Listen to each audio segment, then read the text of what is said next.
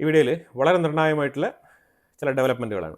ഇതിൽ ഇന്ത്യ അമേരിക്കയിൽ നിന്നും $3 ബില്യൺ ഒരു ഡിഫൻസ് പാക്റ്റ് P-8I എന്ന് പറഞ്ഞ പൊസൈഡോൺ മാരിടൈം പെട്രോൾ എയർക്രാഫ്റ്റ് അത് വാങ്ങിക്കുകയാണ്. അപ്പോൾ അതിനുള്ള നെഗോസിയേഷൻസ് കഴിഞ്ഞ ഒരാഴ്ച കൊണ്ട് നടക്കുമായിരുന്നു. $3 ബില്യൺ ഉറപ്പിച്ചിരിക്കുകയാണ്. 6 പൊസൈഡോൺ മാരിടൈം പെട്രോൾ എയർക്രാഫ്റ്റ് ആണ് ഇന്ത്യ വാങ്ങുന്നത്. ഇത് ഇന്ത്യൻ എയർഫോഴ്സിന്റെ കൺട്രോൾ ആണെന്നുണ്ടെങ്കിലും നേവൽ പെട്രോളിങ്ങിന് വേണ്ടിയിട്ടാണ് ഇത് ഉപയോഗിക്കുന്നത് ഏറ്റവും കൂടുതൽ. അത് ഇന്ത്യൻ പ്രധാനമന്ത്രി ഇനോഗ്രേറ്റ് ചെയ്തിരിക്കുകയാണ്. നമ്മളുടെ ഇൻഡിജിനിയസ് ആയിട്ട് നമ്മൾ നിർമ്മിച്ച മെയ്ഡ് ഇൻ ഇന്ത്യ C-295 കാറ്റഗറിയിൽ വരുന്ന മിലിറ്ററി ട്രാൻസ്പോർട്ട് എയർക്രാഫ്റ്റ്. ഇന്ത്യയിൽ ഇതിൻ്റെ നിർമ്മാണം ടാറ്റയുടെ കീഴിലാണ് നടക്കുന്നത്. പിന്നെ ഇന്ത്യൻ ഡിഫൻസിന് വേണ്ടിയിട്ടാണ് നിർമ്മിക്കുന്നത്. DRDO അവരുടെ നേതൃത്വത്തിൽ ടാറ്റയും എയർബസും കൂടി ഒരുമിച്ചാണ് നിർമ്മിച്ചിരിക്കുന്നത്. ഇൻഡിജിനിയസ് ആയിട്ട് നിർമ്മിച്ചത്. അത് പ്രൈം മിനിസ്റ്റർ മോദി ഇന്ന് ഇനോഗ്രേറ്റ് ചെയ്തിരിക്കുകയാണ്. ഇന്നലെ 2 ജയ്ഷെ മുഹമ്മദ് തീവ്രവാദികളെ ജമ്മു ആൻഡ് കശ്മീരിൽ 48 മണിക്കൂർ പോരാട്ടത്തിനൊടുവിൽ ഇന്ത്യൻ മിലിറ്ററി 2 പേരെയും വധിച്ചിരിക്കുകയാണ്. വധിച്ചതിൽ ഒരുത്തിനെയൊക്കെ കെട്ടി വലിച്ചുകൊണ്ടാണ് പോകുന്നത്. അതിൻ്റെ ഇമേജസോ ഫൂട്ടേജസോ ഒന്നും എനിക്കിവിടെ കാണിക്കാൻ പറ്റത്തില്ല. എന്തായാലും അങ്ങനെയാണ് സംഭവം. കെട്ടി വലിച്ചുകൊണ്ട് പോകുന്ന രംഗമാണ് നമുക്ക് കാണാൻ കഴിഞ്ഞത്. അതിനോടൊപ്പം ഒരുത്തനെ കൂടി ഇപ്പം വധിച്ചിട്ടുണ്ട്. ഇവന്മാർ എത്ര പേരാണ് ഇപ്പം ഇന്ത്യക്കുള്ളിൽ നുഴഞ്ഞു കയറിയിരിക്കുന്ന അറിയില്ല. ഈ സാഹചര്യത്തിൽ തെരച്ചിൽ ശക്തിപ്പെടുത്തിയിരിക്കുകയാണ്. ജമ്മു ആൻഡ് കശ്മീരിൽ കിസ്ത്വാർ ഡിസ്ട്രിക്റ്റിലാണ് ഇപ്പോൾ തെരച്ചിൽ നടക്കുന്നത്. ജമ്മു ആൻഡ് കശ്മീർ പോലീസുണ്ട്, CRPF ഉണ്ട്, അതേപോലെ ഇന്ത്യൻ ആർമി ഉണ്ട്, BSF ഉണ്ട്. ഇവരെല്ലാം ഒരുമിച്ച് കാര്യങ്ങളൊക്കെ കോർഡിനേറ്റ് ചെയ്താണ് ഈ തെരച്ചിലിൽ ഏർപ്പെട്ടിരിക്കുന്നത്. അപ്പോൾ അതുകൊണ്ട് ഇനിയും കുറേ എണ്ണം വീഴും. അതിനുള്ള സാധ്യത വളരെ കൂടുതലാണ്. ഇതിൻ്റെ ഇടയ്ക്കാണ് പാകിസ്ഥാനും കസക്കിസ്ഥാനും തമ്മിൽ ഒരു ജോയിൻറ്റ് സ്റ്റേറ്റ്മെൻറ്റ്. കസക്കിസ്ഥാൻ്റെ പ്രസിഡന്റ് ഖാസിം ജൊമാറ്റ് തക്കേവ് പുള്ളിക്കാരൻ്റെ 2 ദിവസത്തെ പാകിസ്ഥാൻ പര്യടനം പൂർത്തിയായിരിക്കുകയാണ്. ഫെബ്രുവരി 3-4 ദിവസങ്ങളിലായിരുന്നു പാകിസ്ഥാൻ സന്ദർശിച്ചത്. അപ്പോൾ അതിൻ്റെ ഭാഗമായിട്ട് പുള്ളിക്കാരൻ ഈ കശ്മീരുമായിട്ട് ബന്ധപ്പെട്ട് ഒരു റിമാർക്സ് പറഞ്ഞിട്ടുണ്ട്. പുള്ളിക്കാരൻ പറഞ്ഞിരിക്കുന്ന റിമാർക്സ് എന്താണെന്ന് പറഞ്ഞാൽ UNSC യുണൈറ്റഡ് നേഷൻ സെക്യൂരിറ്റി കൗൺസിലിൻ്റെ റെസൊല്യൂഷൻ പ്രകാരം കശ്മീരിലേക്ക് ഒരു തീരുമാനം കൊണ്ടുവരണം എന്നുള്ളൊരു സ്റ്റേറ്റ്മെൻറ്റാണ് പറഞ്ഞിരിക്കുന്നത്. അത് ഇന്ത്യക്ക് അറിയാം എങ്ങനെ കൊണ്ടുവരണം എന്നുള്ളത്. ആദ്യം ഈ കശ്മീർ വിഷയം ഒന്ന് നിങ്ങൾ മനസ്സിലാക്കണം. ഈ കശ്മീർ വിഷയം എന്ന് പറഞ്ഞാൽ എല്ലാവർക്കും അറിയാവുന്ന വിഷയങ്ങളായിരിക്കും. എന്നാലും ഞാൻ ഒന്നുകൂടെ അത് പറഞ്ഞു പോവാം. ഈ കശ്മീർ വിഷയം ആദ്യമേ തന്നെ ഈ പഷ്തൂൺ ടീമുകളാണ് പാകിസ്ഥാനിൽ നിന്നും ഏറ്റവും ആദ്യം കശ്മീരിൻ്റെ ഉള്ളിലേക്ക് നുഴഞ്ഞു കയറുന്നത്. അതായത് 1947 സമയത്തുള്ള കാര്യമാണ് പറയുന്നത്. അപ്പോൾ അതിനെ തുടർന്ന് രാജാ ഹരിസിംഗ്, അന്ന് കശ്മീരിൻ്റെ രാജാവായിട്ടിരുന്ന രാജാ ഹരിസിംഗ് ഇന്ത്യയുടെ സഹായം തേടുകയാണ് ചെയ്തത്. അതിനെ തുടർന്ന് ഇന്ത്യ അവിടെ ഇൻസ്ട്രുമെന്റ് ഓഫ് അക്സഷൻ എന്ന് പറഞ്ഞുകൊണ്ട് എൻ്റയർ കശ്മീർ ഇന്ത്യക്ക് അവകാശപ്പെട്ടതാണെന്നുള്ള ഒരു ഡിക്ലറേഷനാണ് എഴുതി കൊടുത്തത്. ആ ഡിക്ലറേഷൻ വാങ്ങിച്ചിട്ടാണ് അന്നത്തെ ഇന്ത്യൻ പ്രധാനമന്ത്രി ജവഹർലാൽ നെഹ്റു കശ്മീരിലേക്ക് ഇന്ത്യൻ പട്ടാളത്തിനെ അയച്ചത്. അപ്പം നമ്മളെ കൊണ്ട് റെസ്ക്യൂ ചെയ്യാൻ പറ്റുന്നിടത്തോളം നമ്മൾ റെസ്ക്യൂ ചെയ്തു. ആ റെസ്ക്യൂ ചെയ്ത സ്ഥലങ്ങളാണ് ഇന്ത്യൻ കശ്മീർ എന്ന് പറഞ്ഞിട്ട് നമ്മുടെ പക്കലുള്ളത് ഇപ്പം. അപ്പോൾ ഇതിന് സംഭവിച്ചെന്ന് പറഞ്ഞാൽ നെഹ്റുവാണ് ആദ്യമായിട്ട് UNSCയെ അപ്രോച്ച് ചെയ്യുന്നത്. UNSCയെ അപ്രോച്ച് ചെയ്യുമ്പോഴത്തേക്കും അവിടെ ഒരു കൺക്ലൂഷൻ ഉണ്ടായത് പ്ലെബിസൈറ്റ് നടത്തണമെന്നാണ്. അതായത് പ്ലെബിസൈറ്റ് നടത്തണമെന്നുണ്ടെങ്കിൽ പാകിസ്ഥാൻ പിടിച്ചു വെച്ചിരിക്കുന്ന സ്ഥലത്ത് നിന്ന് പാകിസ്ഥാൻ ആദ്യമേ അവരുടെ മിലിറ്ററി ട്രൂപ്പിനെ പിൻവലിക്കണം. ഇതാണ് പ്ലെബിസൈറ്റിന്റെ ആദ്യത്തെ കണ്ടീഷൻ. അങ്ങനെയാണെങ്കിൽ ഇന്ത്യയുടെ കൈവശമുള്ള ഇന്ത്യൻ കശ്മീരിൽ നിന്നും ഇന്ത്യൻ ട്രൂപ്സ് പിൻവാങ്ങും. അതിനുശേഷം വേണം പ്ലെബിസൈറ്റ് നടത്താൻ. ഈ പ്ലെബിസൈറ്റ് നടത്തുക എന്ന് പറഞ്ഞാൽ അവിടെ ഒരു വോട്ടെടുപ്പ് നടത്തുക എന്നുള്ളതാണ്. പാകിസ്ഥാനോടൊപ്പമാണോ ഇന്ത്യയോടൊപ്പമാണോ എന്നുള്ള ഒരു വോട്ടെടുപ്പ്. അപ്പോൾ അതിൽ മെജോറിറ്റി ജനങ്ങൾ എവിടെ പോകണമെന്നാണോ അവർ പറയുന്നത് ആ ജനഹിതം അനുസരിച്ച് കശ്മീരിനെ ആ രാജ്യത്തോട് ചേർക്കണം. ഇതാണ് UNSCയിൽ പറഞ്ഞിരിക്കുന്ന പ്ലെബിസൈറ്റ് പോളിസി. അപ്പോൾ ഇത് നെഹ്റുവിന് കൃത്യമായിട്ട് അറിയാം. ആദ്യമേ നെഹ്റു ചെയ്തൊരു മിസ്റ്റേക്ക് എന്ന് പറഞ്ഞാൽ യുണൈറ്റഡ് നേഷൻസിനെ ഇതിനകത്ത് ഇൻക്ലൂഡ് ചെയ്തത്. അതാണ് ആദ്യത്തെ മിസ്റ്റേക്ക്. ആ കണ്ടിന്യൂസ് ആയിട്ട് അങ്ങ് അടിച്ചാൽ മതിയായിരുന്നു. അങ്ങനെ അടിച്ചിരുന്നെങ്കിൽ അന്നേ കുറച്ച് സ്ഥലമൊക്കെ കയറി പിടിക്കായിരുന്നു. എനിവേ അത് പോയത് പോട്ട്, ഇനി പറഞ്ഞിട്ട് കാര്യമില്ല. പക്ഷേ ഈ പ്ലെബിസൈറ്റിൽ വെച്ചിരിക്കുന്ന ഒരു ക്രൂഷ്യൽ പോയിന്റ് എന്ന് പറഞ്ഞാൽ ഈ പ്ലെബിസൈറ്റ് നടക്കണം എന്നുണ്ടെങ്കിൽ ആദ്യം പാകിസ്ഥാൻ ആർമി POK വിട്ടു പോകണം. പാക് ഒക്കുപൈഡ് കശ്മീർ, അതായത് ഗിൽജിറ്റ് ബാൾട്ടിസ്ഥാൻ, അതേപോലെ ഈ ആസാദ് കശ്മീർ, അതുപോലെ ആ എൻ്റയർ ഏരിയയില്ലേ ഇന്ത്യയുടെ ആ മൊത്തം ഏരിയയിൽ നിന്നും അവർ പുറത്തു പോകണം പാകിസ്ഥാൻ ട്രൂപ്പ്. അത് കഴിഞ്ഞിട്ടേ ഇന്ത്യ പോവുള്ളൂ. ഇന്ത്യ പോകണം എന്നുള്ളത് സെക്കൻഡ് പോയിന്റാണ്. അത് കഴിഞ്ഞിട്ടാണ് പ്ലെബിസൈറ്റ് വരേണ്ടത്, വോട്ടെടുപ്പ് നടക്കേണ്ടത്. അപ്പോൾ പാകിസ്ഥാൻ ആർമി ഒരിക്കലും പുറത്തു പോകില്ല എന്നുള്ളത് നെഹ്റുവിന് നന്നായിട്ട് അറിയാം.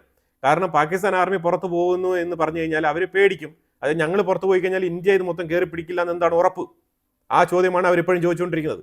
അത് ശരിക്കും ഒരു മുട്ടാത്തർക്കമാണ്. പ്ലെബിസൈറ്റ് നടത്തണം എന്ന് പറഞ്ഞു കഴിഞ്ഞാൽ 2 പേരും മാറിക്കൊടുക്കേണ്ടി വരും. അപ്പോൾ ഇന്നത്തെ സാഹചര്യത്തിൽ UNSCയുടെ പ്ലെബിസൈറ്റ് എന്ന് പറഞ്ഞ ആ ഒരു വേർഡിങ്ങിന് ഒരു പ്രസക്തിയില്ല കശ്മീരിൻ്റെ ഉള്ളിൽ. ഇന്ത്യ ഇനിയിപ്പോൾ അതിനെ മുഖവിലേക്ക് എടുക്കുന്ന പ്രശ്നവുമില്ല. ഇന്ത്യയുടെ കയ്യിലുള്ള കശ്മീർ ഇന്ത്യയുടേതാണ്. അത് ആധികാരികമായിട്ട് ഇന്ത്യ ആർട്ടിക്കിൾ 370 അബ്രഗേറ്റ് ചെയ്തുകൊണ്ട് അത് ഉറപ്പിച്ചിരിക്കുകയാണ്. അപ്പോൾ അതുകൊണ്ട് ഇനി പ്ലബിസൈറ്റ് UNSC എന്നൊക്കെ പറഞ്ഞുകൊണ്ട് നാടകം ഇറക്കിക്കൊണ്ട് വരണ്ട. ഇനി കസക്കിസ്ഥാൻ അല്ല, ഇനി അവിടെ നിന്ന് ഡൊണാൾഡ് ട്രംപ് വന്നു പറഞ്ഞാലും നമ്മൾ അതിലേക്ക് പോസിറ്റീവായിട്ടോ നെഗറ്റീവായിട്ടോ റെസ്പോണ്ട് ചെയ്യില്ല എന്നുള്ളതാണ് മനസ്സിലാക്കേണ്ടത്. ഇതുകൊണ്ടാണ് പാകിസ്ഥാനും ഇന്ത്യക്കും ഇടയിലുള്ള പ്രശ്നത്തിൽ, പ്രത്യേകിച്ച് കാശ്മീർ വിഷയത്തിൽ ട്രംപ് ഇടപെടേണ്ടതില്ല എന്നുള്ളത് ഇന്ത്യ ആവർത്തിച്ച് പറഞ്ഞുകൊണ്ടിരിക്കുന്നത്. യുവമാരെയൊക്കെ ഇടപെടുത്തി കഴിഞ്ഞാൽ യുവമാർ വീണ്ടും ഇതേപോലെ UNSCയുടെ നിർദ്ദേശപ്രകാരം നിങ്ങൾ മാറിക്കൊടുക്കും, ഞങ്ങൾ മാറിക്കൊടുക്കും എന്ന് പറഞ്ഞുകൊണ്ട് ഇവിടെ മീഡിയേഷന് വേണ്ടി യുവമാർ ഇറങ്ങിത്തിരിക്കും. ഇതുകൊണ്ടാണ് നമ്മൾ മീഡിയേഷൻ വേണ്ടാന്ന് പറയുന്നത്. നമുക്ക് അപ്പുറത്തുള്ള ആ തീവ്രവാദ കശ്മീർ കിട്ടിയില്ലെങ്കിലും വേണ്ടില്ല, നമ്മളുടെ പക്കലുള്ള ആ ഒരു ലാൻഡ് നമ്മൾ വിട്ടുകൊടുക്കാൻ തയ്യാറല്ല. അതാണ് നമ്മൾ വളരെ വ്യക്തമായിട്ട് മനസ്സിലാക്കേണ്ടത്.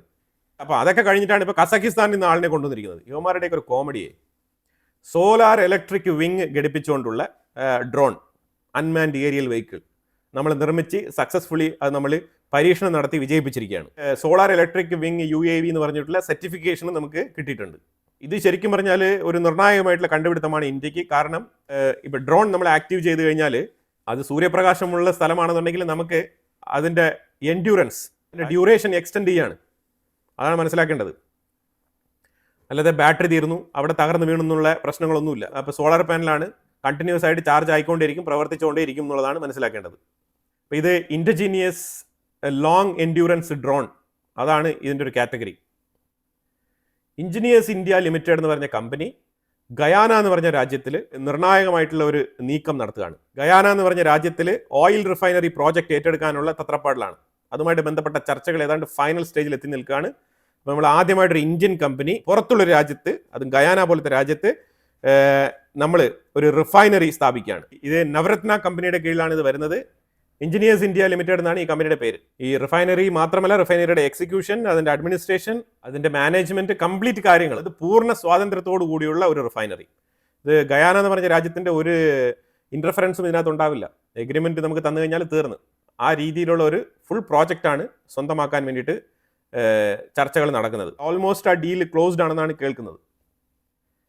ഫെബ്രുവരി 7-8 ദിനങ്ങളിൽ ഇന്ത്യൻ പ്രധാനമന്ത്രി നരേന്ദ്രമോദി കോലാലംപൂർ വിസിറ്റ് ചെയ്യാണ്. മലേഷ്യയുടെ പ്രൈം മിനിസ്റ്റർ ഡറ്റോ ഷെറി അൻവർ ഇബ്രാഹിമിന്റെ ക്ഷണത്തിനെ തുടർന്നാണ് പ്രൈം മിനിസ്റ്റർ മലേഷ്യ സന്ദർശിക്കുന്നത്. സൗത്ത് ഈസ്റ്റ് ഏഷ്യൻ നാടുകളുടെ കൂട്ടായ്മ ശക്തിപ്പെടുത്തുന്നതിന്റെ ഭാഗമായിട്ടാണ് ശരിക്കും മലേഷ്യയിൽ നിന്ന് തന്നെ ഈ ഒരു യാത്രയ്ക്ക് തുടക്കം കുറിക്കുന്നത്. അതിനാദ്യമായിട്ട് മലേഷ്യയെ ചൂസ് ചെയ്യുന്നത് പ്രധാനമായിട്ടും പറയപ്പെടുന്നത് ഈ ആസിയാൻ രാജ്യങ്ങളുടെ സബ്മീറ്റ് നടന്ന സമയത്ത് പ്രൈം മിനിസ്റ്റർ മോദിക്ക് പോകാൻ പറ്റിയില്ല. അന്ന് ഇവിടെ ബീഹാർ ഇലക്ഷൻ ആയിരുന്നു. ആ സമയത്ത് Anwar Ibrahim Malaysian prime minister Indian പ്രധാനമന്ത്രിയെ സ്പെഷ്യലായിട്ട് വിളിച്ച് ക്ഷണിച്ചിട്ടുണ്ടായിരുന്നു. പക്ഷെ അന്ന് പോകാൻ പറ്റിയില്ല. അപ്പോൾ അതുകൊണ്ടാണ് ഈ സൗത്ത് ഈസ്റ്റ് ഏഷ്യൻ രാജ്യങ്ങൾ വിസിറ്റ് ചെയ്യുന്നതിൻ്റെ ഭാഗമായിട്ടുള്ള തീരുമാനമെടുത്ത സമയത്ത് ആ കുറവ് ഈ ഒരു വിസിറ്റിൽ നികത്തിയേക്കാം എന്ന് പറഞ്ഞിട്ടാണ് ആദ്യമേ മലേഷ്യയിലേക്ക് തന്നെ പോകുന്നത്. ഇന്ത്യയും അമേരിക്കയും തമ്മിൽ റയർ എർത്ത് എലമെന്റ്സുമായിട്ട് ബന്ധപ്പെട്ട വിഷയത്തിൽ നിർണായകമായിട്ടുള്ള വിഷയങ്ങളിൽ ധാരണയായിട്ടുണ്ട്. അപ്പോൾ അതിൽ റയർ എർത്ത് മിനറൽസ് ഡൈവേഴ്സിഫൈ ചെയ്യാൻ വേണ്ടിയിട്ട് ഇന്ത്യ തീരുമാനമെടുത്തിട്ടുണ്ട് എന്നുള്ള വാർത്തയും കൂടി വരുന്നുണ്ട്. അതായത് അമേരിക്കയ്ക്ക് ഇല്ലാത്ത സാധനങ്ങൾ അമേരിക്കയ്ക്കും, ഇന്ത്യക്ക് ആവശ്യമുള്ള സാധനങ്ങൾ ഇന്ത്യക്കും, അങ്ങോട്ടും ഇങ്ങോട്ടും കെടുപിടികളില്ലാതെ ഏതൊക്കെ സാധനങ്ങൾ ഏതൊക്കെ രാജ്യങ്ങളിലേക്ക് വേണോ അത് ആ രീതിയിൽ തന്നെ സപ്ലൈ ചെയിനിൽ ഒരു രീതിയിലുള്ള ഇൻട്രപ്ഷനും വരാതെ, നമ്മളുടെ ഇന്റർണൽ മാനുഫാക്ചറിങ് വിഷയങ്ങളിൽ ഒരു രീതിയിലുള്ള തടസ്സങ്ങളും നേരിടാത്ത വണ്ണം നമുക്ക് റയർ എർത്ത് എലമെന്റ്സിൽ ഒരു ഷോർട്ടേജ് ഉണ്ടാവാൻ പാടില്ല എന്നുള്ള തലത്തിൽ ചിന്തിച്ചിട്ടാണ് അമേരിക്കയും ഇന്ത്യയും തമ്മിൽ പുതിയൊരു എഗ്രിമെന്റ് ഇപ്പം സൈൻ ചെയ്തിരിക്കുന്നത്. അപ്പോൾ അത് വളരെ ഷോർട്ടായിട്ട് അവർ പറയുന്നത് de-risking supply chain in rare earth minerals, അതാണ് അവർ പറയുന്നത്.